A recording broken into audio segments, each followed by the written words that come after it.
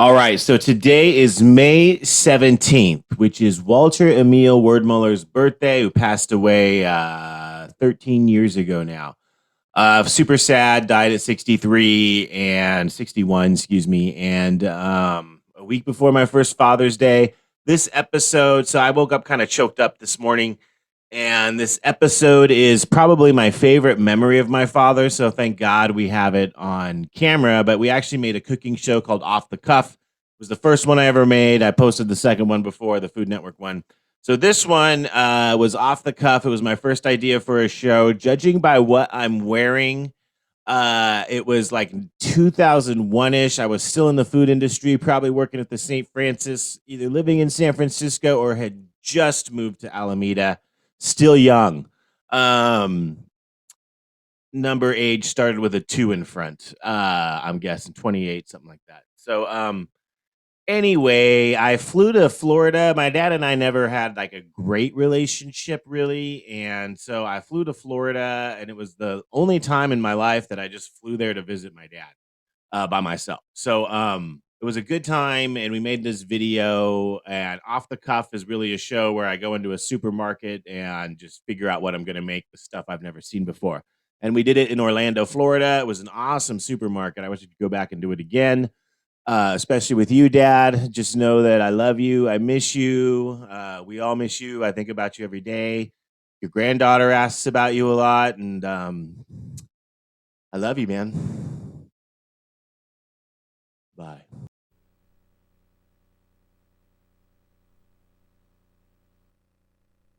Are you going Yeah.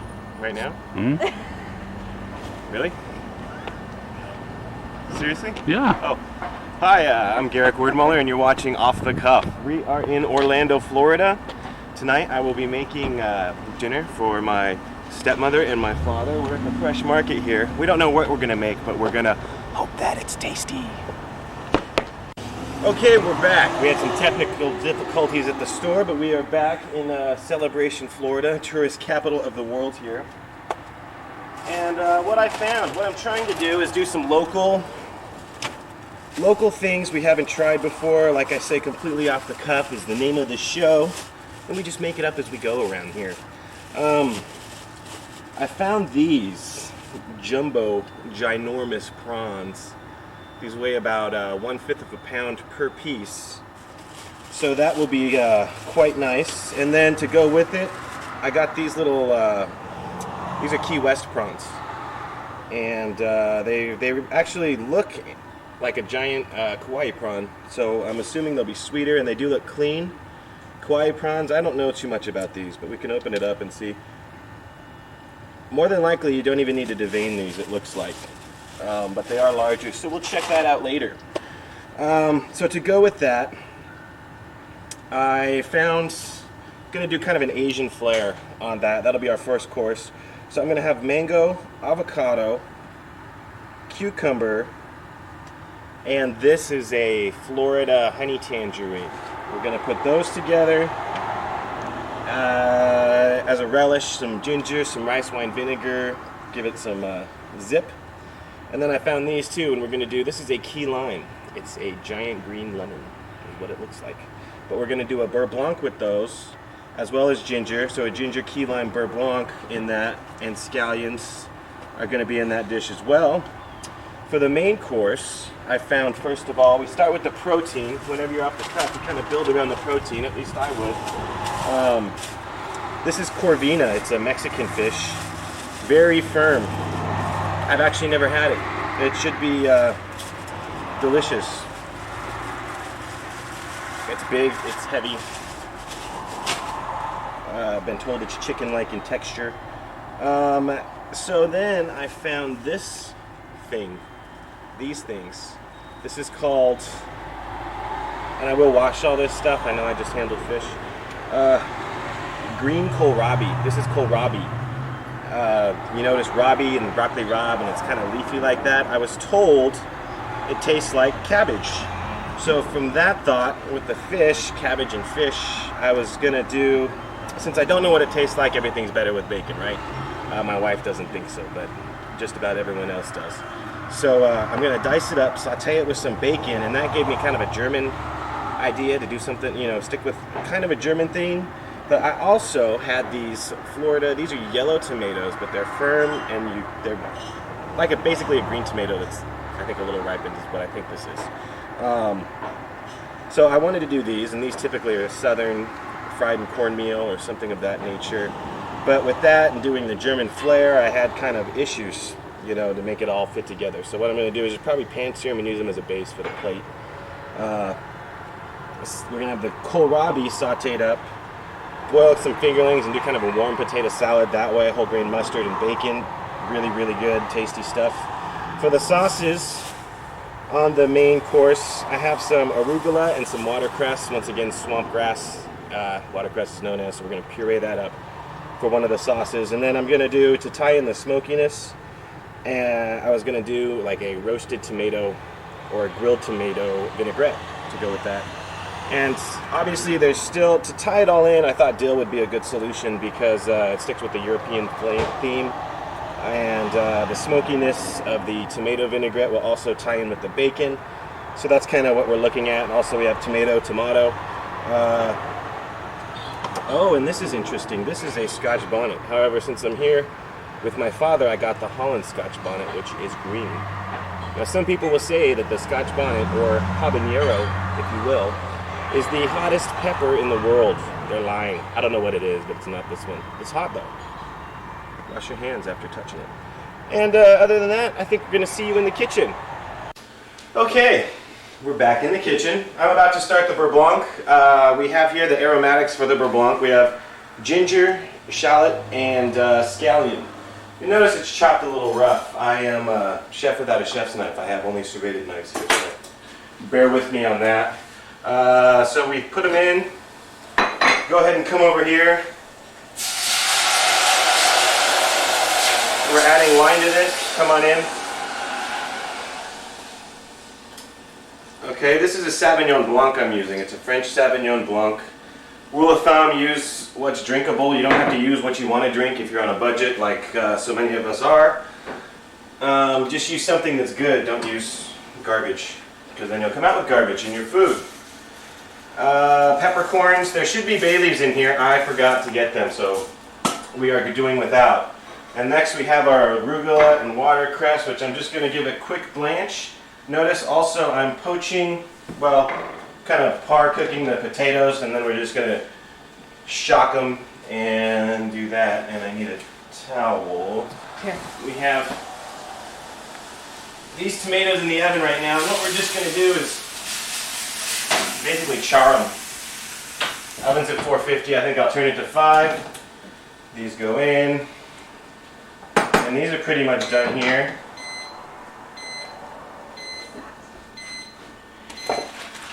Looks like our DVDs are just about done. So we blanch and shock. Just going to keep the color in and stop the cooking process right away for our sauce. And let's take a look at this stuff. This is exciting stuff. Kohlrabi. There you go. And I guess I'm just going to get to peeling this and dicing, and we will go from there. Oh, you're back. Okay, so come on in, hot blood. You'll notice the white wine, it's about halfway down there. This is an old restaurant trick, so you don't break your beurre blanc. You put a little cream in there. Just a little cream, right? And then boil it up again, but maybe give it a little whisk here. But you want to just simmer that down, reduce it slowly until it is, as the French would say, au sec, which is nearly dry. I'm going to get going on the relish here. Avocado we'll probably put in last. There's going to be vinegar in it, which is acidic, as well as the Florida tangerine we have here. But what I usually do is just clean these up, scoop out the insides. Anyways, the avocado will probably add last, just because, you know, it can disintegrate or else turn brown. Either way, not the best way to serve an avocado in my book. So we do this. No. Get some chops going here. put them together and then just give them another chop. Actually, maybe even them up a little bit.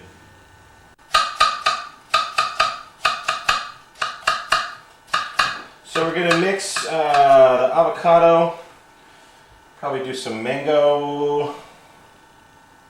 Best way to clean a mango if you don't know. Go to the side of the pit. You've probably seen this done on TV though, or someone may have shown you. Like so, like so, like so. And there we go. You can do the avocado the same way. Just cut around the pit, which we'll be doing shortly. This looks a little bigger than I want it, and it's also not completely cut all the way. I gotta say, I'm really looking forward to this dinner. It's gonna look absolutely fantastic. How much longer? Done here, I have mango, I have ginger and scallion, and that green Holland Scotch bonnet habanero pepper in here right now. This is our base for our relish. I've already scored the avocado, so basically all you do, I know I said I wasn't going to add it, but I decided I will. So all you do is that. This is kind of rustic and chunky looking here. And then last but not least, the tangerine. Now what I want to do here, just to keep it nice and clean presentation, all that stuff, is you cut the top and the bottom with your knife and you peel around like so. And there's going to be none of that white stuff. So booyah, and we just like so. And I'll work on that later, but you've seen the technique now. In here we have olive oil, the arugula lemongrass that we blanched. But by the way, we did shock our fingerlings and those are back in there. Salt and pepper we add to this. Kosher salt, of course. Every kitchen should have kosher salt, so go buy some if you don't have it.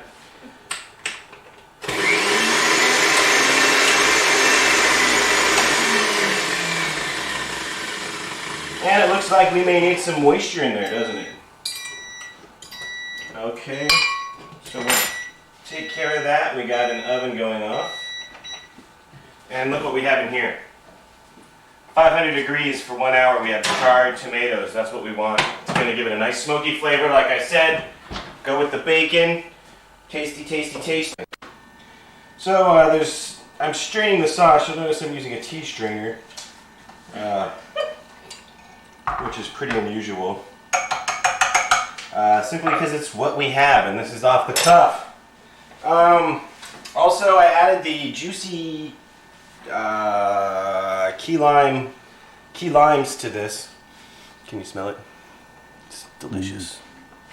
And we're going to reduce it a little more. Just keep reducing, keep reducing, keep reducing. And this, as you can see, we have this delicious green liquid. It's been strained. It's arugula, watercress. We're just going to do a little drizzle around the plate just for something kind of, you know, sexy. We have tomatoes. Excuse me. These blackened tomatoes here. Not blackened in the Cajun sense of the word. A little rice vinegar. It is a vinaigrette after all. It's roasted tomato vinaigrette here. I'm just going to add a little olive oil and hope this purees. I have some water too.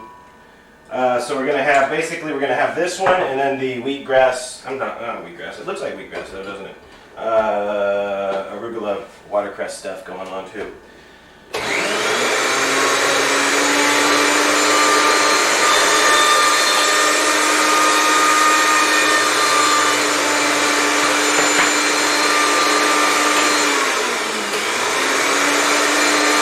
So we're pureeing the vinaigrette now, and as you can see, we might need to stir it up.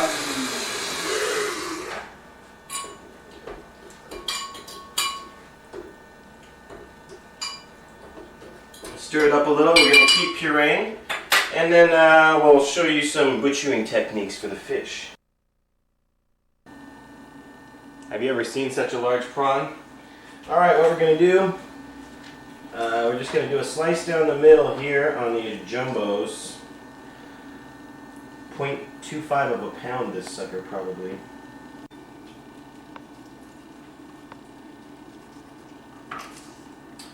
Cut through. We're going to do the same with these, and actually these are very clean. You'll notice there is no vein inside the shrimp. So we're going to do this again, and you'll see why when I cook it. Actually, these small ones though, what I'm going to do, I'm going to leave the tail on, but cut all the way through. So what we then have are two pieces, and we're just going to drizzle, have these like around the plate somehow.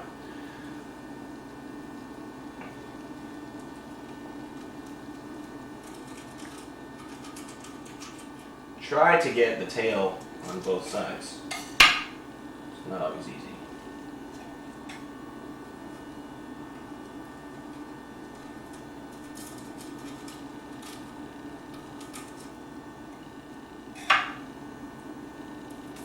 We have the Corvina, is that right? Corvina. And I'm just going to do fillets. It's a very firm fish, which I have actually never had, so this is quite an exciting moment for us all. And that's probably all we need, more than enough, I would say. 3 nice healthy portions. So we got sauces working. You did not see, I finished pureeing the tomatoes, and actually the sauce needs a little more depth. So what I should have done in the beginning is roast some red onions with it, but I did that now, 500 degrees still, and so we're going to let those blacken the same way, roast them up so they're nice and dark, and I'm going to blend them in with the sauce again. But we do have the sauce here, but like I say, it just needed something, so I'm going to add that into it, and I might even just do the rest of this too, just to give it a little more body. Sauce working. Next we're going to do the kohlrabi and potatoes, which are chilling in the fridge, and it's almost time to eat. Just about to start the beurre blanc now. We see we have the liquid has reduced. I did strain it out while you were gone, but you just basically strain out all the aromatics we had, ginger, scallion, shallot, and then this is just the wine and cream then that's been reduced. Now, as you know, there's cream in here, but I'm feeling extra healthy. So what I'm going to do is put that in too. Now this is a classical French technique. You just emulsify. This will, even though the cream is in there, it's very stable under a water bath, but you must constantly whisk this in order to get the emulsion that you're looking for in the sauce. And you can just see how it's starting to thicken up and get some shine in there. This is called a beurre blanc. Very classical French sauce. And it is, you know, it's not like a hollandaise, but it's a little labor intensive. You do gotta stay on top of it, because once this goes, there ain't no turning back.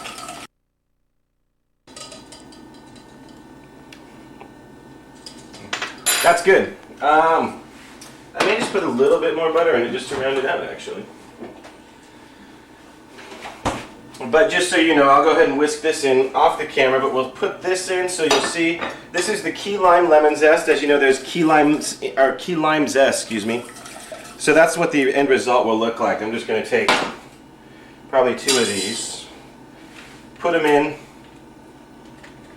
and just whisk away. As we said, meanwhile my pan is hot here. I'm getting ready to sear some shrimps, some giant, massive, ginormous prawns. So, showtime, baby. First course is coming out, and then we'll be back to do the second one. We got some olive oil in there, nice and hot. Canola works just fine as well. We're going to do our prawns. Of course, the big ones first, because the big ones are going to take longer to cook. So a little, you're going to toss them around a little bit, man. Get a lot of fresh pepper on there right away.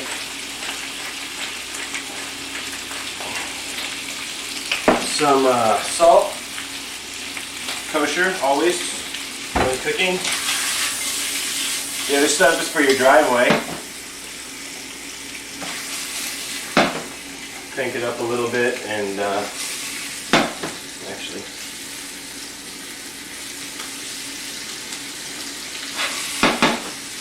Go ahead and do that too. These are going to take a while because they're so meaty. I would guess 5 to 7 minutes, maybe even 10. Probably finish them in the oven. And then I'm just going to do these real fast the same way in there.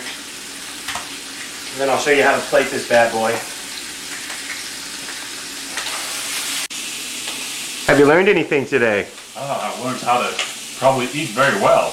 Good, good. Are you looking forward to this? I am really looking forward to it. Look at that. They're cooking up. Hey, another couple of minutes, huh? Yeah, looks like it's about 5. I was wrong with 10, so I'm going to throw these other ones in there now.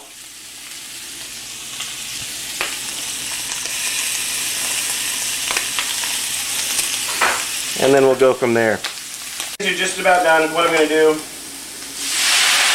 little shot of wine just to finish them up, kind of steam them, and put a cover on it just so it cooks a little bit. Make sure they're tender all the way through and just, well, cook all the way through, absolutely.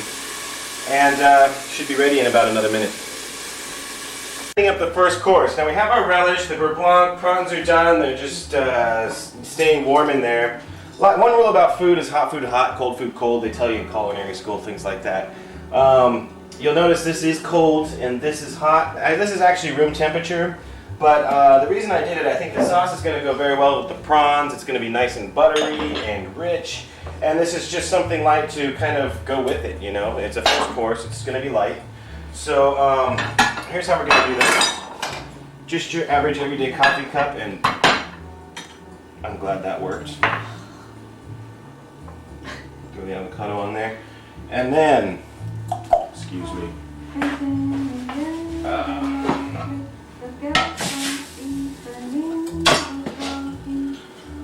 We're going to take one of the big guys and put it right on top. Probably sauce it now.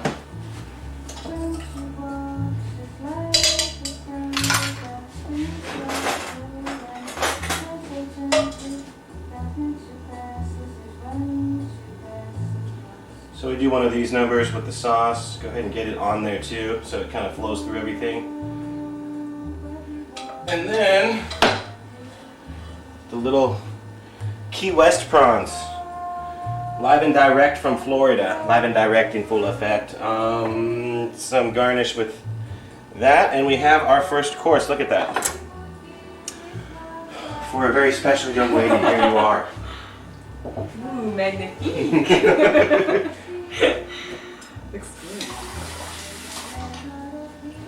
Truly an amazing meal. The shrimp are fantastic. I must admit I've not eaten shrimp this good. Everything around us is so light. It's just like a nice, it's like a salad.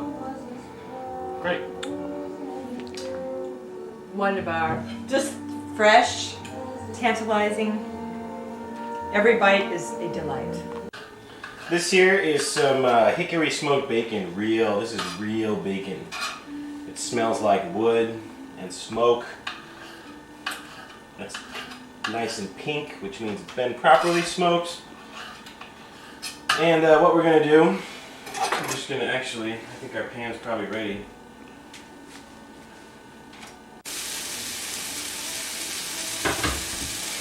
We're going to let this cook. All pans are hot right now. So we're going to sear some fish once I season it up.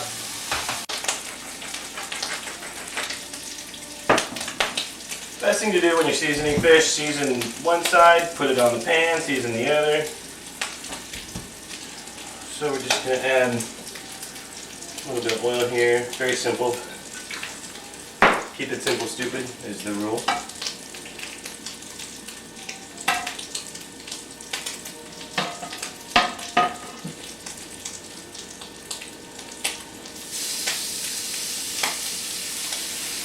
There's two ways to do this. Technically, this is the right way to sear, and so we will do it that way.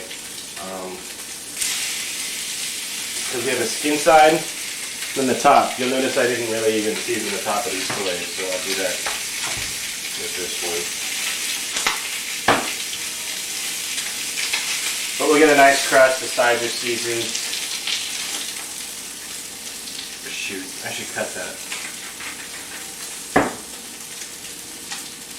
So, was going to do it on its side, but we'll just do the correct presentation that way.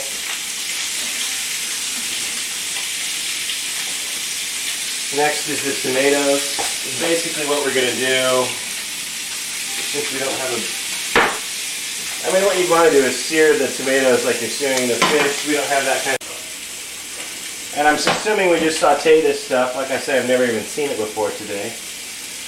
Until it's nice and tender. And then we have these, which will go in as well, our fingerlings. Now when you're using fingerlings, actually a lot of people do weird things like have mashed fingerling potatoes. The whole point of a fingerling potato is the shape of this. It's a finger. So you want to like see the shape. You don't want to puree these. Get Yukon Golds because it's the same potato.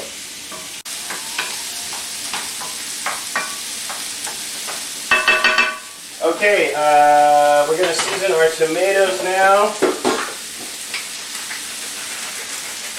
I don't have a big enough surface area, so we're just going to do our best.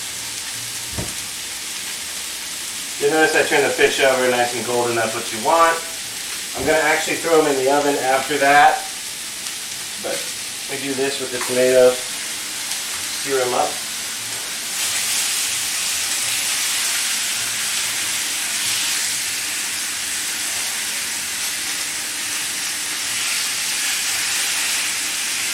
And then always season both sides of everything. We're going to eat this stuff, you know what I mean? I flip the tomatoes, I'm going to turn them off now so they don't overcook, but look how beautiful those are. Kohlrabi's working. I think it's at a point. Let's see what it's really all about actually.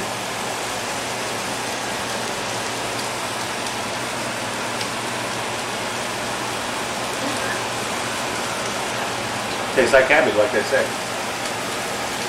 Adding the potatoes now. Take these off the heat. Oh, our sauce. I need to chop some dill.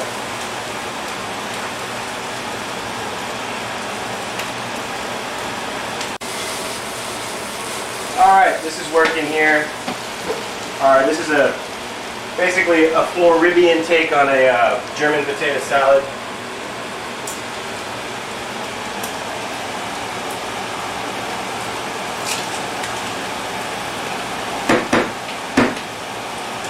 Add some mustard in there, a lot of mustard. Potatoes need a lot of flavor. Stir that up.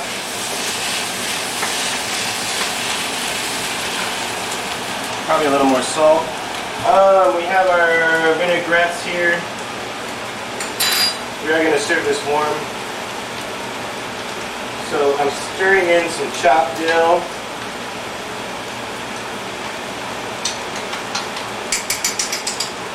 You can heat it in a pan, but I'm just going to nuke it right now. Okay, plating the main course, here we go. Just a little bit of this sauce right down in the middle. Spread it around, keep it nice and neat. As I drip a drop. Then just a little of this probably. Like so. Tomato.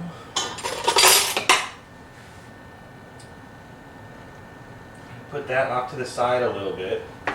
Then we're going to have our fish right on top, off to the side. This is actually a very flaky fish, so excuse me if it does fall down. And I'll move this closer so as possible. Always do just a little drizzle of this around for some color. It's going to give it some nice zip on the plate, a little bit of acidity as we have the vinegar in there.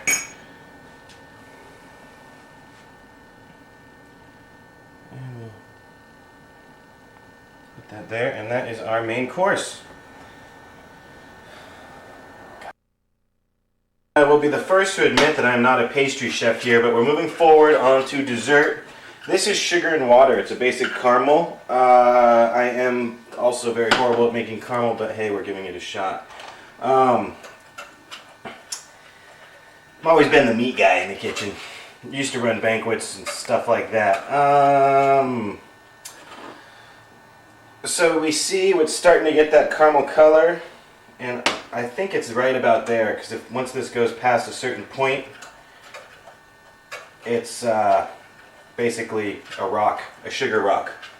Okay, so what we do is we just kind of make a cool little something around the plate, and then we break this off. If we had silpats, we would do each in individual ones. Like I say, I'm a stranger in a strange kitchen here, so we don't have all the common tools we might have grown accustomed to. So we're just going to let that sit. I'm going to start a bananas foster. It's very quick, it's very easy, and actually the only time I really made a banana. About 3 tablespoons of butter there, sugar, brown sugar, we're going to use as well. Once this is melted, I will add that in. Here, we got about a cup here. I think it's going to be too much, so I'm going to do about 3/4 of a cup. And you just stir it in like so. And pretty soon it's going to be the sugar's going to completely dissolve, you'll see. The way to cut a banana for a bananas foster is lengthwise. And boom. I've seen it done where even they pour sugar on it and brulee it like you would a creme brulee, and even slice it, but this is old school. Add a little bit of orange juice to this. Probably want it to be a little cooler than what I did, because it could seize up on you. But she's looking good, looking good. Yep. So we've got our butter, brown sugar, just a touch of orange juice. We're going to do our bananas now.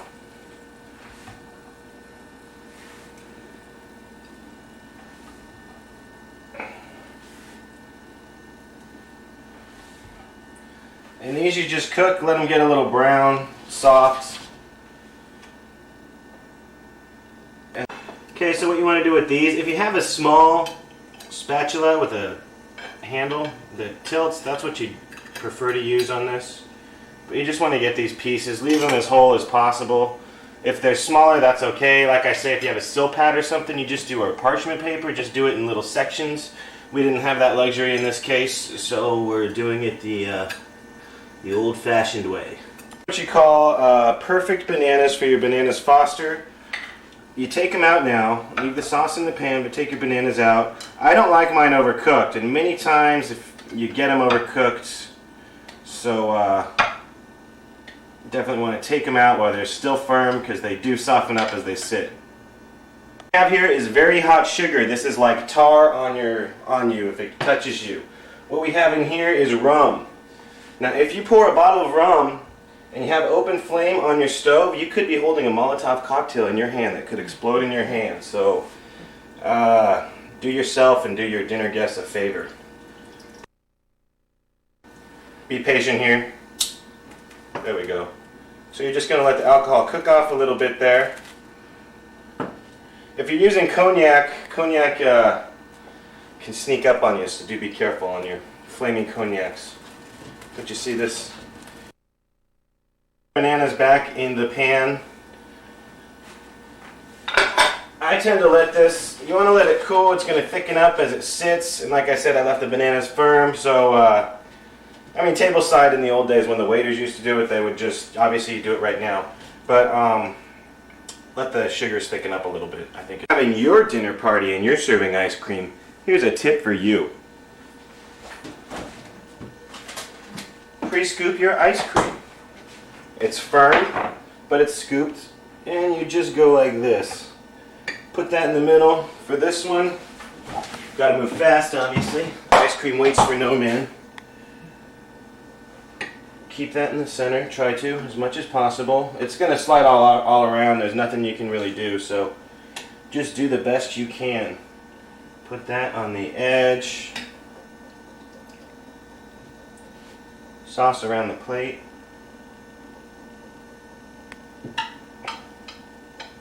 Maybe a little more. We're going to do one of these on top. And maybe do a couple here.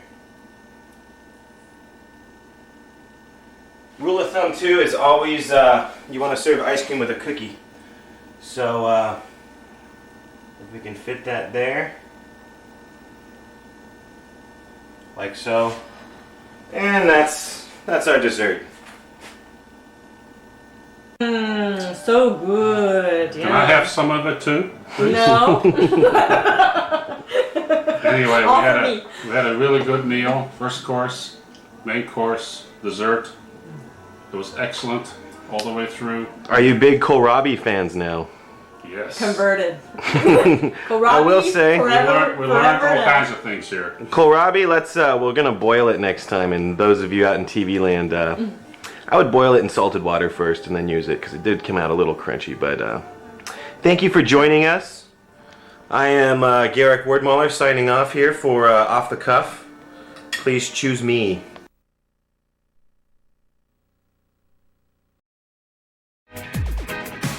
The G-Dub Show, the G-Dub Show, the G-Dub Show. Biddy bye bye, biddy bye bye, biddy bye bye, biddy bye bye.